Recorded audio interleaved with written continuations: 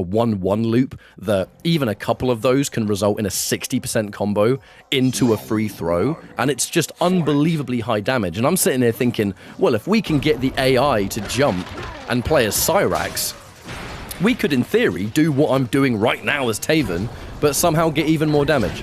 And then when we put in the free throw situation, will they take the throw? Will they try and jump out of the throw? I think there's going to be some experimentation to be done there. And obviously, sitting here thinking out loud, as is the whole point of these sort of commentary videos, I suppose. I don't know, maybe some of you 3D MK heads that might be watching this video, maybe there's some food for thought and some potential to maybe expand on how the speedrun is done for Armageddon.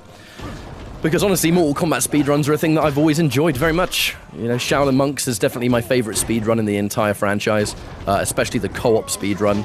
And tell you what, actually, for anyone that hasn't seen the more up-to-date Shaolin Monk speedruns, you'll make sure you want to do it, because that game is just getting constantly busted open, whether it's for solo runs or whether it's for co-op runs. It's all starting to develop a lot more than when Mustard and I ran that game a couple of years ago.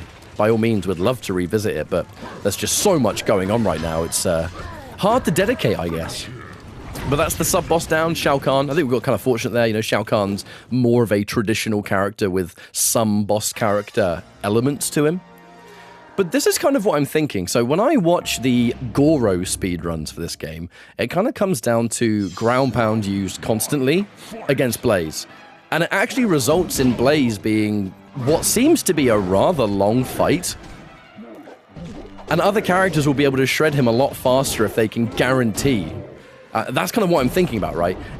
This second round's a lot more of an accurate depiction of that. I use all of my breakers here, and actually one thing I haven't mentioned at all here is that, as you might have remembered from my Taven and Dagon video, it's common in Armageddon that if you have a full screen ground pound and you're launched, if you use an air breaker like that, they cannot get out of the ground pound. You know, I used that to secure the round. But when you use a breaker in the air and ground pound as Taven, in a lot of cases, you're actually close enough that they will jump. And that's kind of why I'm thinking about shredding them.